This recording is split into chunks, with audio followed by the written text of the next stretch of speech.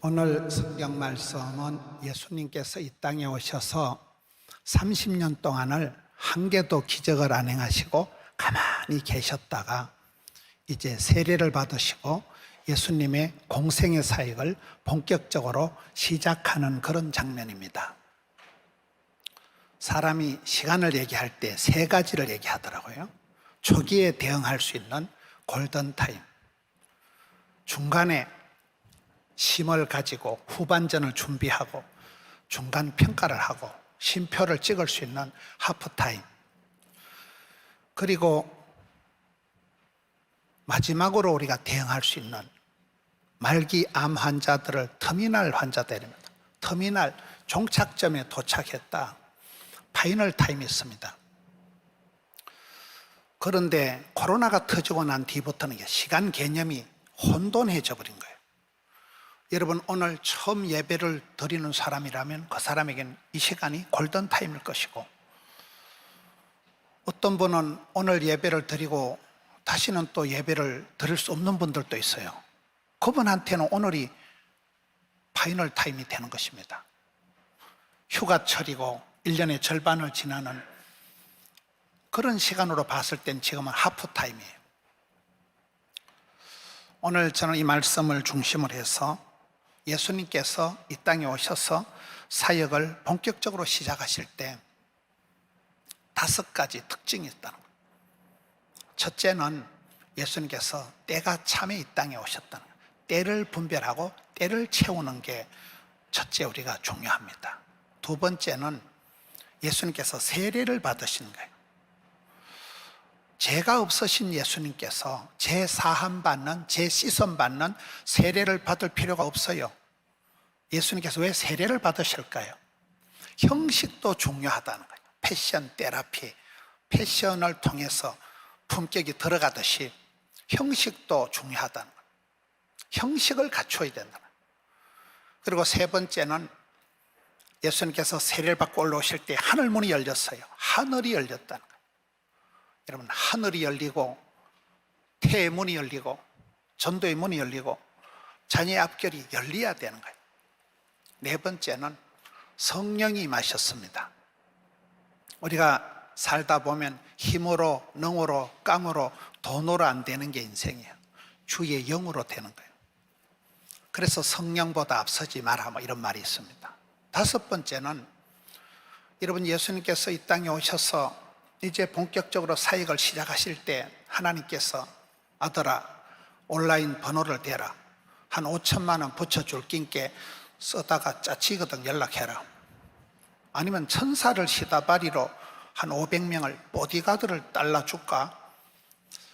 그런 돈이 되는 건 한 개도 안 하시고 하늘이 열리고 성령이 임하시고 내 사랑하는 아들아 말로 때우고 치우시는 거예요. 여기 중요한 거예요. 여기 마지막에 왜 하늘로부터 소리가 임해서 내 사랑하는 아들, 너는 내 기뻐하는 자다. 왜 이렇게 말로 때우고 치우실까요? 이 5가지가 인생을 살아갈 때, 인생 후반전을 앞두고 인생 이모작의 하프타임을 지나는 저와 여러분에게도 이 5가지가 필요 충분 완전한 것입니다. 예수님께서 이 땅에 오실 때 갈라디아서 4장 4절에 보면 때가 참에 하나님께서 아들을 보내셨다, 그렇게 말씀이 나옵니다. 때가 차야 돼. 여러분, 때가 차면 목욕탕 가는 게 아니고 때가 차야 돼. 때가 차. 만사가 때가 있고 범사가 기한이 있습니다. 모든 사람은 유통기한이 정해져 있습니다. 여러분, 에스더가 멋진 것은 타이밍을 잘 포착한 거예요. 이 때를 위함이 아니냐. 모든 건 타이밍입니다. 지철에 지땅 건동 200리 안에서 나오는 과일을 먹는 게 좋대요. 봄철 도다리, 쑥국 들어봤어요? 여름철 무등산, 수박, 겨울철 꽃감, 지철에 지땅에서 나오는 과일이 우리 몸에 좋다는 거예요. 모든 건 타이밍입니다. 예수님께서 이 땅에 오실 때 100년 전에 오셔도 안 되고 100년 뒤에 오셔도 안 된다는 거예요. 모든 도로가 로마로 통해 있고 언어가 헬라어로 통일이 되어 있고 정치, 경제, 군사, 문화 모든 부분에 이스라엘 백성들이 지치고 상해서 메시아를 기다리는 그런 모든 타이밍이 무르익었을 때 예수님께서 아들을 보내셨다. 그리고 오늘 본문에 보면 예수님께서 이 땅에 오셔서 30년 동안을 한 개도 기적을 안 행하시고 학교도 안 가시고 가만히 기다리신 거예요. 이게 예수님의 골든타임입니다. 이런 빙산의 일각이라는 게 얼음 덩어리가 바다 위에 보일 때는 10분지 1만 보인다는 거예요. 10분지 9는 물속에 깔아앉아 있는 걸 빙산의 일각이라고 합니다. 우리가 이 땅에서 살아갈 동안에 어떨 때는 오랫동안 기도하고 그 때를 채워야 된다. 서러운 때, 가난한 때, 그 시기 한 때를 채워야 때가 참에 타이밍이 무르익었을 때 그때 역사가 벌어지는 거예요.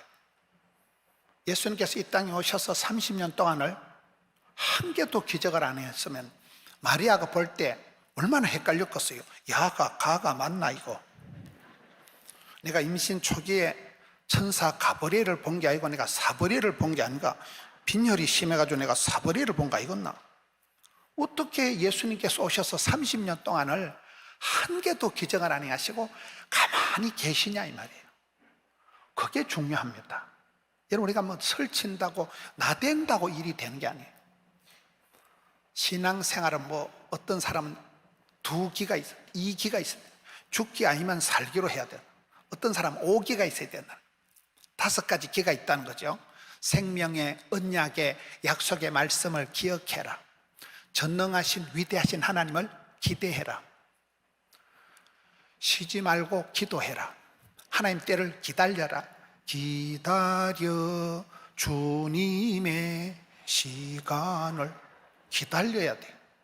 때가 차도록 기다려야 돼요. 그러면 기적의 주인공이 된다는 거죠. 기대하라, 기억하라, 기도하라, 기다리라. 그러면 기적의 주인공이 된다. 타이밍입니다. 타이밍. 때를 분별하지 못하고 때를 채우지 못하는 게 우리의 문제. 제가 연초에 장경동 목사님을 만났더니만 장경동 목사님이 이러는 거예요. 김 목사, 나는 내가 보니까 지금 제일 똑똑하다.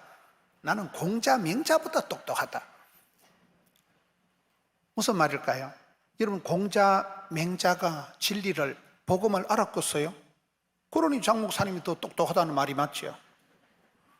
나이가 70이 다 돼갈 때 지금 이제 좀 목회가 보이고 이제 좀 성경이 보이고 뭐인가 이제 마일리지가 쌓여서 연륜이 경륜이 쌓여서 이제 뭐가 좀 보인다는 거죠. 그렇습니다. 여러분이 오늘이 내 인생의 골든타임이든 하프타임이든 터미널타임이든 간에 여러분이 오늘이 지금이 은혜 받을 만한 때요, 지금이 구원의 날이로다. 여러분들이 지금이 최고의 전성기요, 최고의 내 인생의 황금기라고 봐야 돼요. 왜요? 다음에 보자는 사람 안 무섭고 다음에 잘해준다는 사람 뻥이야, 이런 말이 있어요.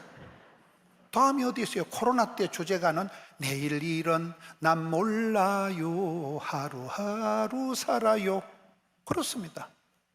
날마다 숨 쉬는 순간마다 어렵고 힘든 일이 천지백갈이요. 일마다 때마다 우리가 그렇습니다. 날마다 한계를 느끼지만 믿음의 사람은 지금이 골든타임이요, 지금이 분명한 하프타임입니다. 그렇잖아요.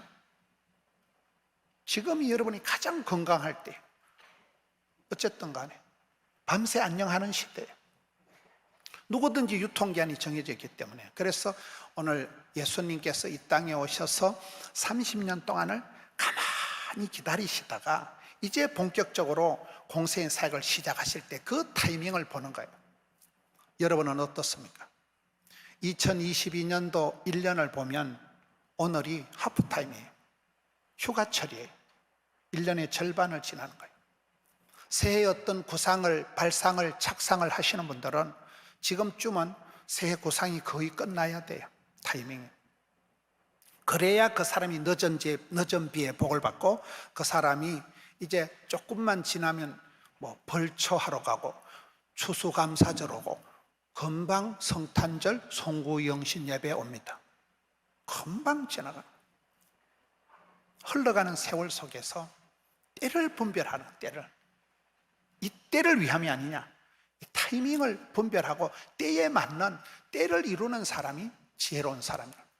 예수님께서 이 땅에 오셔서 왜 30년 동안을 가만히 계시고, 그리고 이제 여기에서 본격적으로 공생의 사역을 스타트하실 때 하나님께서 어떻게 해 주시냐는 거예요. 첫째는 때를 분별하고 때를 채우고 때를 열어가는 사람이 중요하다. 두 번째가 예수님께서 오늘 16절에 보면 세례를 받으시고 물에서 올라오십니다. 죄가 없으신 예수님께서 죄 씻음 받는 세례를 받을 필요가 없다니까요. 근데 왜 세례를 받았을까요? 예수님께서는 율법을 폐하러 오신 분이 아니고 율법을 완성하러 오셨다는 거예요. 이런 우리가 경건의 능력을 사모합니다. 안수기도 한 판 하면 암이 뚝 떨어지면 좋을까요? 안 좋을까요? 경건의 능력을 우리가 사모하지만 경건의 능력은 반드시 경건의 모양을 먼저 합니다. 기도는 자격이 아니고 자세가 먼저이다. 여러분 구약 성경에 에스더다, 느헤미야다 이런 분들 보세요. 금식을 선포하고 무릎을 꿇고 머리를 다리 사이에 쳐박고 눈물을 질질 흘려가면서 두 손을 들고 그렇게 부르짖을 때 하나님께서 응답하시는 거예요. 여러분 아무리 코로나라도 여러분 침대에 편안하게 누워서 기도해도 안 될 건 아니에요. 그러나 꾸역꾸역 주차가 불편하고 의자에 앉아있으면 오금이 저리고 그래도 예배당에 와서 기도해야 되겠어요? 침대에 자빠져 누워서 기도해야 되겠어요? 그렇습니다. 불편해도 형식이라도 폼이라도 갖추라는, 폼이라도 경건의 능력을 삼하기 전에 경건의 모양이라도 갖추라는 거예요. 패션 테라피라는 게 뭡니까? 그 사람의 옷을 보면 그 사람의 품격을 알 수 있는 거잖아요. 광녀가 뭡니까? 여름에 겨울옷 입고 다니고 이상한 보따리 하나 안고 다니고 대급박에 꽃 하나 꽂고 다니면 그걸 광녀라 하는 거죠. 사람이 옷이 이상하면 그거 이상한 거예요. 제가 집회를 다니다 보니까 어떤 교회 갔을 때 그 자동차 회사 공장장님이 장로님이시더라고요. 밥을 이렇게 사시고 얘기를 하는데 차가 출고가 될 때 마지막 단계에서 차량을 이렇게 딱 검사를 할 때 검사하는 그분이 착 보고 이상하면 이상하대. 그걸 뭐 디테일하게 검사 안 해도 뭐 저 차 좀 이상하다 하면 기분이, 느낌이 안 좋다. 그게 불량품이래. 근데 조사를 해보면 확실히 이상한 건 이상하다는 거예요. 여러분 척 보면 삼척입니다. 그게 감성적으로 이상하게 느껴지는 그 자체가 불량이라는 거예요. 조사를 안 해봐도 안다는 거예요. 그래서 우리가 여러분 좋은 옷을 입으면 품격이 나오는 거예요. 자신감이 생기는 거예요. 여러분 속옷을 한 달째 안 갈아입으면 기분이 좋을까요? 안 좋을까요? 그렇습니다. 내가 정갈하게 내가 그렇게 채비를 하고 났으면 아무래도 좀 당당하고 자신감이 있는 거죠. 경건의 능력을 사모하기 전에 경건의 모양부터 갖추라는 거예요. 그게 뭐 형식을 강조하는 게 아니라는 거예요. 여러분 유태인들이 강한 이유가 몇 가지가 있다 그러잖아요. 유태인들은 세계 다 끌어모아도 한 1,500만 명밖에 안 되는 것들이, 우리나라 강원도 충청도 정도 사이즈밖에 안 되는 것들이 왜 세계 최우수 민족이라고 얘기를 할까요? 유태인들은 첫째, 오랫동안 고생을 많이 했다는 거예요. 1000년의 세월 동안 나라 잃고 떠돌아다니는 고생 끝에 나게 오는 거예요. 고생을 해야 철이 든다. 쓰리고라고 그랬잖아요. 고난이 없는 축복이 없다. 고통이 없는 성숙이 없다. 고독이 없는 임재가 없다. 고생을 많이 해요. 두 번째, 사면의 아랍족 속으로 적들에게 둘러싸여 있다는 거예요. 밀리면 지중해 바다에 빠져 죽어야 되니까 질 수 없는, 배수진을 치고 살아갈 수밖에 없는 그런 민족이 됐다는 거예요. 사방팔방에 적이 있기 때문에 항상 깨어있다는 거죠. 세 번째가 중요합니다. 세 번째 유태인들이 강한 이유는 절기를 잘 지킨다는 거예요. 유월절, 초막절, 장막절. 유태인들이 안식일을 지킨 게 아니고 안식일이가 유태인들을 지켰다는 거예요. 형식이 중요하다니까요. 폼을 잘 잡아야 된다니까요. 여러분, 6월절이 뭡니까? 우리나라의 추석이다, 설날이다 합친 정도가 이스라엘의 최대의 명절이 6월절이다. 행사가 행복이다, 이런 말이 있어요. 이열치열 부흥회를 할 때 은혜 위에 은혜를, 갑절의 영감을, 7배의 권능을, 100배의 결실을, 이렇게 되는 거예요. 행사 때, 이러면 설날에 가족들이 다 모이고 그때 선물을 주고 떡국을 나누어 먹고 세배를 하고 이렇게 하는 거잖아요. 행사 때, 절기 때 가족들이 다 모여서 할머니가 들으라 이스라엘아, 하나님은 하나이시니, 그때 탈무드가, 미드라시가, 율법이, 교육이, 가정교육이, 천재 교육이 되어진다는 거예요. 그 밥상머리에서 목구멍이 열려야 귓구멍이 열린다 이러잖아요. 먹는 데서, 그 밥상머리에서 할아버지가, 할머니가 손주에게 내리사랑 올리효도, 이거 독특한 그 민족의 교육이, 너희는 하나님의 백성들이다. 그 밥상머리 교육이 명절에, 행사 때, 절기 때 만남이가, 썸씽이가, 해프닝이가 일어난다는 거 있죠.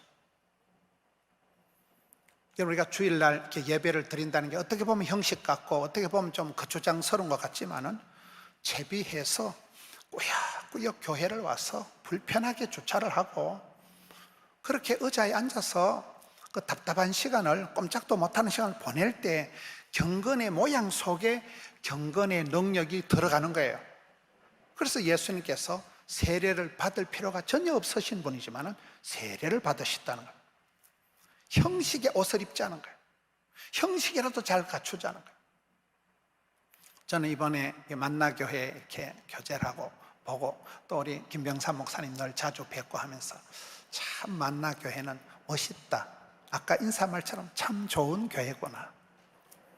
모든 부분이 아주 물 흘러가듯이 모든 순서들이, 스텝들이 돌아가는 모습들이 굉장히 디테일하면서도, 스케일이 있으면서도, 아주 알뜰하면서도, 다정하면서도, 분위기가 좋으면서도, 프리하면서도, 까칠하면서도 그런 거예요. 할렐루야. 그렇잖아요. 어떤 때는 굉장히 목사님이 이렇게 아주 프리하게 막 자유자재로 하시라고 하면서도 상당히 까칠충만하게, 아닌 건 아니에요. 그렇잖아요. 아닌 건 아니에요. 그런 부분이 우리에게 늘 그 긴장이 있어요. 긴장이. 한없이 너그럽고 만포장같이 여유가 있으면서도 어떤 순간에는 깜짝 놀랄 만큼, 그게 우리의 그 형식도 중요하다는 거예요. 경건의 능력만 사모하지 말아요. 폼이라도 잡으라. 폼이라도, 격식이라도 갖추라는 거예요. 자세라도.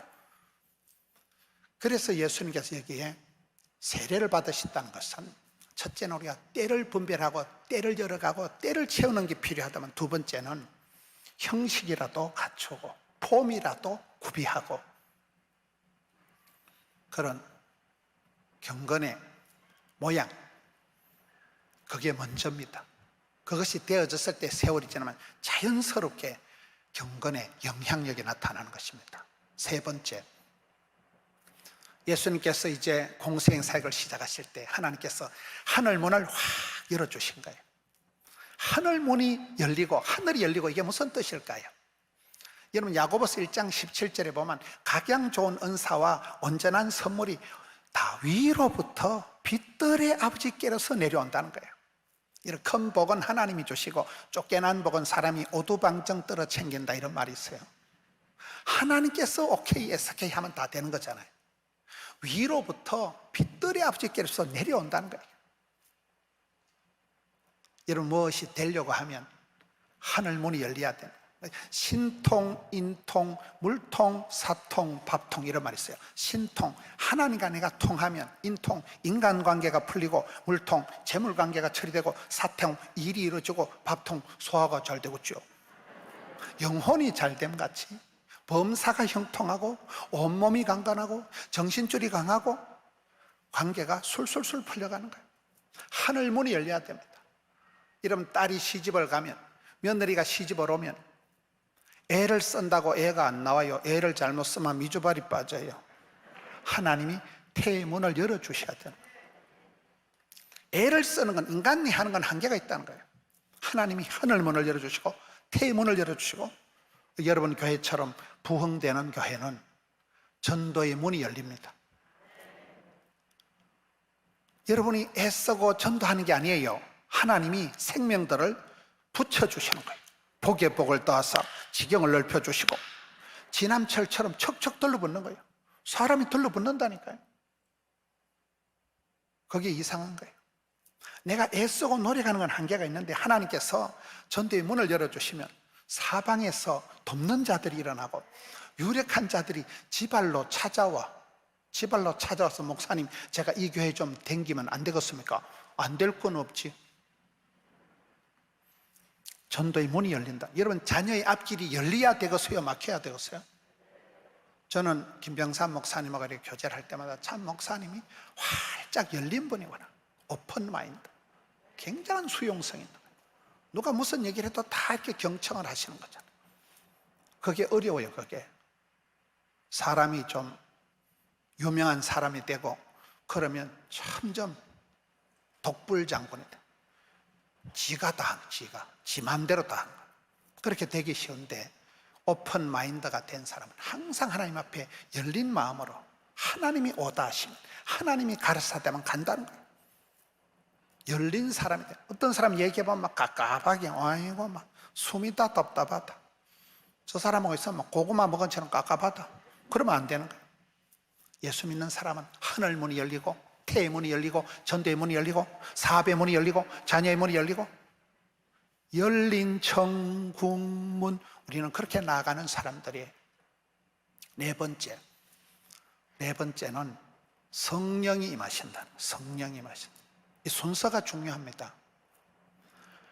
왜 예수님께서 공생 사역을 본격적으로 시작하실 때 하나님께서 성령으로 기름 부어 주실까요? 여러분, 차를 운전할 때 주유를, 기름을 이빠이 넣어야 돼요? 그냥 출발을 해야 돼요? 여러분, 하루를 시작할 때 간밤에 휴대폰에 배터리 충전을 해요? 안 해요? 그렇습니다. 지금 이 시대는 배터리가 다 앵꼬가 돼가지고 작동이 안 되는 거예요. 마음의 시동이, 발동이 안 걸리는 거예요. 감정 소모가 너무 심해서 지치고 상해가지고 내 영혼이 너덜너덜한 상태라는 거예요. 후반전을 시작도 하기 전에 완전히 기진이가 맥진이가 탈진한 상태라는 거예요. 그래서 이게 기름 부음을 받아야 돼요. 비행기도 여러분 공중급유를 하더라고요. 그렇게 하늘을 날아가는 비행기에도 공중에서 공중급유를 하는 게 비행기인데, 여러분 우리가 사역을 할 때 인생 후반전, 인생 이모작을 살아갈 때 하프타임을 지나고 난 뒤에 성령의 기름 부으심 없이 사역을 하는 게 그게 저주래요. 사역자들한테 성령 충만함 없이 사역하라는 게 저주라니까요. 그래서 이게 성령이 임하시는, 성령이 임하시는. 우리가 성경을 자세히 보면 사도행전, 성령행정, 성령행정. 오직 성령이 너에게 임할 때 그때 경계선 장애를 넘어선대요. 예루살렘과 온 유대와 사마리아와 경계선 장애를 넘어선 거예요. 성령이 임할 때. 오직 성령이 임할 때, 그래서 우리가 주의를 할 때 그냥 형통한 게 아니에요. 반드시 고난이 올 때 그때 성령 하나님께서 권세와 능력을 주시는 거예요. 에베소서를 보세요. 에베소서, 너희가 자세히 주의하여 지혜로운 자가 되라. 어리석은 자가 되지 말라. 술 취하지 말라. 이는 방탕한 것이다. 세상에 중독되면 인생 망가진다. 오직 성령의 충만함을 받아라. 그 18절 이후에 19절부터 좋은 게 다 나와요. 오직 성령의 충만을 받아라. 그 다음에 시와 찬미와 신령한 노래로 화답하고, 그 다음에 보면 안 넘어가노. 범사에 감사하고, 그 다음에 보면 피차 복종하고, 그 다음에 보면 자녀들이 순종하고, 남편들이 아내가 사랑하고 존경하고, 그 다음에 자녀들이 순종하고. 이게 술술 흘러가는 거예요. 반대로 생각해 보세요. 성령 충만함을 못 받으면 시와 찬미와 신령한 노래가 안 나와. 욕 튀어나와. 범사에 감사한다. 매사에 짜증을 낸다니까요. 피차 복종 안 해요. 피차 지랄을 해요. 자녀들이 순종 안 해요. 자녀들이 빗나가요. 남편과 아내가 사랑하고 존경이 안 돼요. 사랑과 전쟁이 벌어져요. 그래서 힘으로 능으로 깡으로 안 되는 게 인생이에요. 주의 영으로 되는 거예요. 그래서 성령을 근심되게 하지 마라. 성령을 회방하지 마라. 여러분, 한국 사람들이 제일 좋아하는 성경이 항상 기뻐하라, 쉬지 말고 기도하라, 범사에 감사하라, 그 말씀이래요. 그 말씀 바로 뒤에 19절이 뭐가 나올까요? 따라합시다. 성령을 소멸치 말고. 저는 그게 붙어 있는가를 62년 만에 알았어요. 그전에 그 말씀이 그렇게 붙어 있는 줄은 몰랐어요. 여러분, 성경을 거꾸로 보면 해석이 잘 됩니다. 왜 팔복의 말씀에 가난에 빠진 것들은 복 있나니, 질질 짜는 것들은 복 있나니, 얻어 터진 것들은 복 있나니, 어째서 그런 일이 있을까요? 천국이 저희 것이며, 천국을 따놓은 당상인 사람은 이 세상에서 가난해도 괜찮고 애통해도 괜찮고 핍박을 당해도 괜찮다는 거죠. 우리가 어떻게 항상 기뻐할 수 있습니까? 어떻게 우리가 매사에 감사할 수 있습니까? 성령을 소멸치 말라. 성령의 충만함을 받을 때 기뻐, 바빠, 예뻐가 가능하다니까요. 거꾸로 보라는 거예요.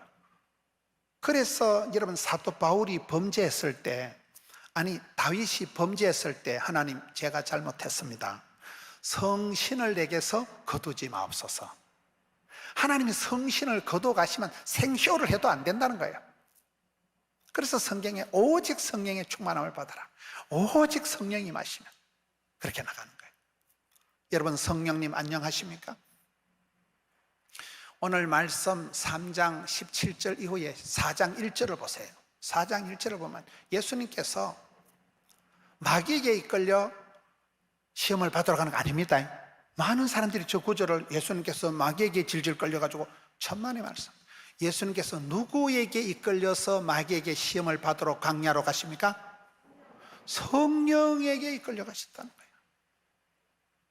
마귀에게 끌려다닌 사람은 결국은 비참하게 됩니다. 저는 불신 가정에서 자랐습니다.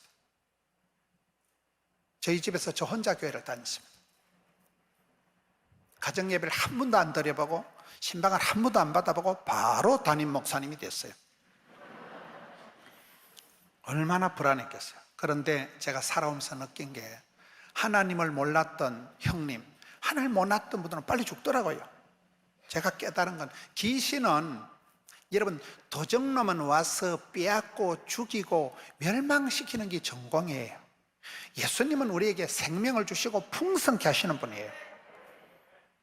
우리 가족 중에 제가 전도하기 전에 빨리 돌아가신 우리 큰형님이나 이런 분들은 사탄, 마귀, 귀신을 눈치를 보니까, 여러분, 시골에서는 맨날 복 나간다, 뭐 벌 받는다, 맨날 그런 귀신 눈치 본다고 전전긍긍을 하더만. 귀신 눈치를 보면 귀신은 결국은 사람을 해코지 한다니까요. 근데 저는 귀신 눈치를 안 보고 교회를 다니니까, 귀신이, 저는 손을 못 대고 귀신 눈치나 보는 사람은 결국은 귀신이 해코지를 한다니까요. 마귀를 따라가면 안 돼요, 여러분. 마귀야 놀자, 마귀야 친하자 이러면 안 돼요. 악한 것은 흉내도 내지 말고, 악한 것은 생각도 하지 말고 잠꼬대도 하지 마라 그러잖아요. 예수님께서 마귀에게 이끌려 광야로 시험 받으러 가신 게 아니에요. 성령에게 이끌려 가셨다는 거예요.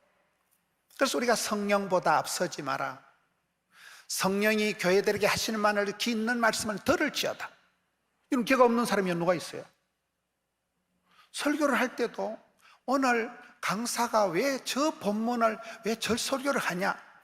나의 하나님께서 나의 가는 길을 아시고, 나의 체질을 아시고, 나의 거시기를 아시고, 맞춤형 18문 주문 제작형 기능성 하나님의 말씀을 들어야지.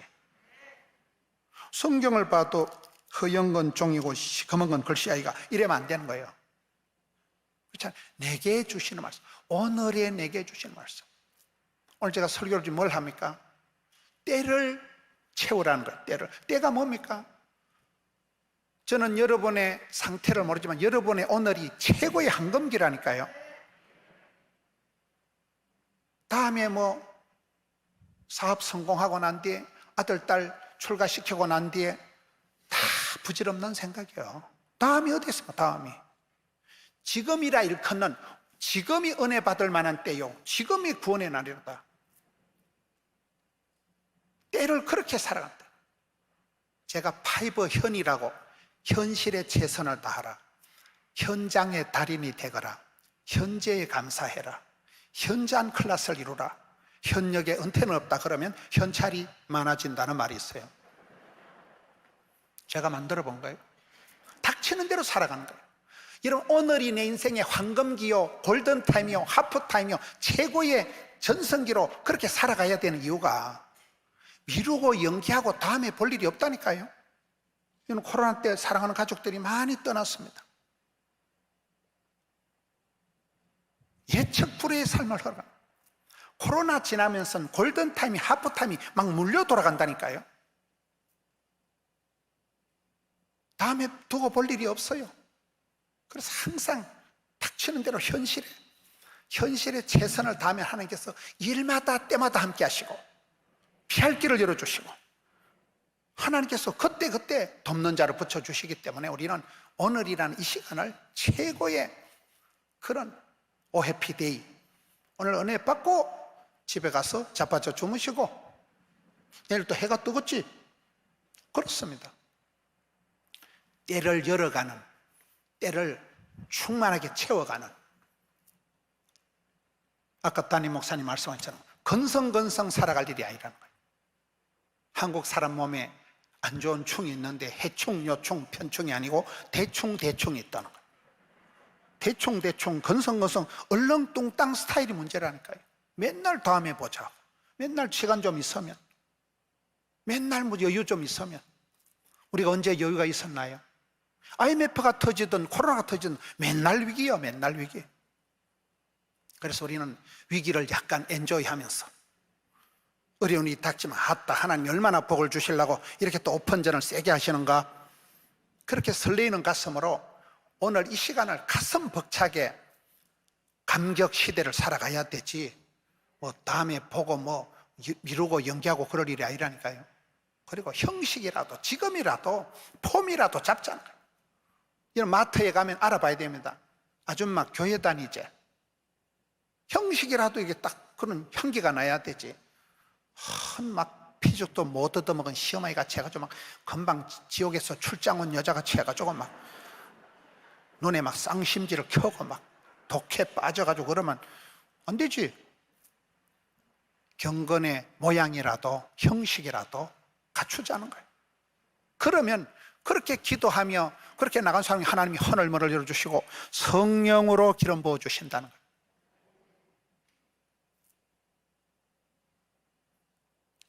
그래서 우리가 민감하신, 예민하신, 인격적인 성령님을 소멸하지 말라, 근심되게 하지 말라, 성령을 해방하지 말라. 항상 성령 충만한 상태를 유지해야 돼. 저는 성령 충만한 사람은 감기도 안 걸린다고 봐. 성령 충만, 진리 충만, 은혜 충만. 그래서 이 벌렁벌렁하니까, 성령 충만 받으면 기분이 좋으니까 무슨 감기가 걸리겠어요? 여러분, 감기 걸리는 비결을 가르쳐 드릴까요? 열 콱 받고 신경 번쩍 쓰고 양치 안 하고 자빠져 주무셔 보세요. 편도가 쎄하고 기침이 나고 코에 불이 나는 걸 곧불 걸린다는 거예요. 성령 충만한 상태가 베스트 컨디션이에요. 그때가 가장 지혜로운 거예요. 내 힘으로, 깡으로, 능으로, 돈으로 살아, 주의 영으로 살아, 성령의 이끄심을 따라 살아. 성령님을 해방하지 마. 성령이여 임하사 충만하게 하소서, 헛된 마음 버리고. 저는 그 소절만 좋아해요. 성령 충만할 때 헛된 마음이 사라지는 거예요. 마음은 비우는 게 아니고 채우는 거다 이랬잖아요. 마음을 쓰레기 하치장같이 온갖 잡동사니 생각으로 채우지 말고 성령 충만하면 쌀떡에서 인심이 나듯이 성령 충만할 때 그때 파워풀한, 그때가 가장 자유로운, 그때가 가장 여유가 있는 삶을 가능하기 때문에 성령의 기름 부으심을 받으라. 주여 성령의 임하사 충만하게 하소서. 그리고 우리가 인생 후반전을 2022년도 늦은 비의 복을 받을 수 있는 거예요. 마지막으로 5번째가 하늘로부터 소리가 들리는 거예요. 내 사랑하는 아들아, 너는 내 기뻐하는 자다. 여러분, 우리가 소리를 들을 때도 믿음은 들음으로 오지만 시험도 들음으로 온다는 걸 기억해야 돼요. 이 말 듣고 이리 가고 저 말 듣고 저리 가면 안 돼요. 여러분, 어떤 친구는 이렇게 만나면 호기심 천국이고, 엄마야 너 그런 거 처음 듣는다, 엄마야 너무 재밌다, 엄마야. 그런데 이상한 소리를 듣고 집에 오면 마음이 찝찝하면 그런 사람은 만나지 마세요. 내 영을 흐리게 하는 거예요. 내 기도를 막는 거예요. 수다 떨 때는 재미가 있었는데 여러분, 나중에 교회 와서 가만히 앉았으면 내가 기도가 막히고 은혜가 안 되는 그런 이야기는 듣질 마세요. 요즘 다들 마스크를 쓰고 다니잖아요. 마스크를 쓰고 계시다가 그런 사람이 이상한 소리를 하거든, 마스크를 획 돌려가지고 귀를 틀어막으세요. 이상한 소리를 들으면 간에 바람이 든다 하거든요. 재수 없다니까요. 목사가 재수 없다는 소리를 하면 안 되지만 재수가 없는 걸 어떻게 합니까? 재수 없는 거예요. 재수 없는 거예요. 그 말을 들음으로 내 간에 바람이 드는 거예요. 내 세계관이 흔들려 버리는 거예요. 내 영혼이 오염되는 거예요. 감염, 전염, 오염되기 때문에 복 있는 사람은 악인의 길을 따르지 않아야 되기 때문에 여러분, 생명의 말씀, 은혜의 말씀, 사랑의 소리를 들으라는 거예요. 연예인들 전도 잘하는 분이 그 이성미 집사님입니다. 우리 윤성 전도사님, 또 사모님 되시는 정화 씨도 전도를 많이 하지만은 이성미 집사님이라고 알아요? 그분이 저희 교회 왔을 때 이렇게 간증 주제가 보니까 사랑하기에도 부족한 세상, 미워하지 말자, 그런 얘기를 하시더라고요. 여러분, 세상을 살아가면서 내 사랑하는 아들아, 내 사랑하는 딸아, 사랑의 소리를 들어야지. 미움의 소리, 원망의 소리, 짜증의 소리를 듣지 말라는 거예요. 저희 교회 어떤 강사가 한 번 오셨는데 설교 제목이 원불교 신앙의 거지 같은 생활, 제목을 그렇게 하더라고요. 그래서 내가 뭐 때문에 설교자가 원불교를 시비를 거냐, 그러니까 원불교를 들어봤어요? 원망, 불평, 교만을 원불교를 하더만 우리가 사람을 보면 뭔가 모르게 사돈 낱말하다저고 남을 원망하고 핑계대고 이유를 변명을 하는 사람은 절대로 복을 못 받는 거예요. 원망, 불평, 교만의 자리로 가지 말라는 거예요. 사랑을 하면은 어째 될까요? 그 말이에요. 그래서 하나님께서 독생 성자 아들이 이제 본격적인 사역을 시작하실 때 아무 돈도 한 푼 안 주시고 아무것도 도움을 안 주고 내 사랑하는 아들, 너는 내가 기뻐하는 자다. 그러면 그냥 상황 끝난 거예요. 너 누구냐? 우리 엄마가, 우리 아빠가 귀염둥이, 예쁜둥이, 우리 자기, 한국 자기, 도자기, 이쁜 자기, 우리 할머니가 내가 최고라는데 사람은 밥을 먹고 살아가는 거예요. 얼마나 사랑받고 은총받고 부름받고 쓰임받고 축복받냐에 따라서 그 미천으로 살아가는 거예요. 성경 자체가 러브스토리입니다. 하나님이 세상을 이처럼 사랑하사 독생자를 보내주셨어. 저와 여러분은 인생의 찌끄레기고 아웃사이더가 아닙니다.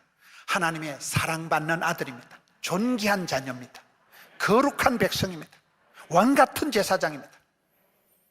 누가 말해도 난 하나님의 사랑받고 은총받고 귀염둥이 예쁜둥이 덤비라 이 짭것들아, 하나님의 사랑받는 자녀로서 아버지 하나님께서 아들에게 내 사랑하는 아들아, 이 사랑의 메시지를 전해주면서 천군만마를 얻은 듯이 그 에너지로, 그 미천으로 예수님의 공생의 사역 후반전을 거뜬하게 밀고 나갔듯이, 사랑하는 성도 여러분, 이 시대 지긋지긋한 코로나에, 이 무더위에 폭염에 지치고 한 여러분들이, 저는 신앙생활 항상 은혜 위에 은혜를, 갑절의 영감을, 백배의 결실을, 이열치열, 바쁠 때 진도가 팍팍 나가고 힘들 때 힘줄이 불끈 생기고 스트레스도 양념이고 피곤이 능력이고 부담이 축복이고 사명이 축복이고 미션이가 파서블, 그냥 밀고 나가는, 그럴 때 이 모든 어려운 난간을 돌파하고 인생 후반전을,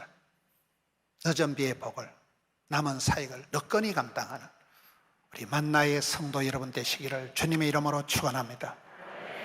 하나님 아버지 감사합니다. 복된 날, 주의 날, 좋은 아침을 허락해 주시고 사랑하는 성도님들이 원건 각지에서 쫓아와서 마음껏 찬양하며 예배하며 주님을 높일 수 있게 해주시니 감사합니다. 사모하는 심령들 위해 최고의 날, 오 해피데이, 복된 날 삼아 주시었고 하늘문을 활짝 열어 주시었고 성령으로 기름 부어 주시었고 하늘의 음성을, 사랑의 메시지를 들려 주시옵소서. 우리 구주 예수님 이름으로 기도하옵나이다. 아멘. 감사합니다.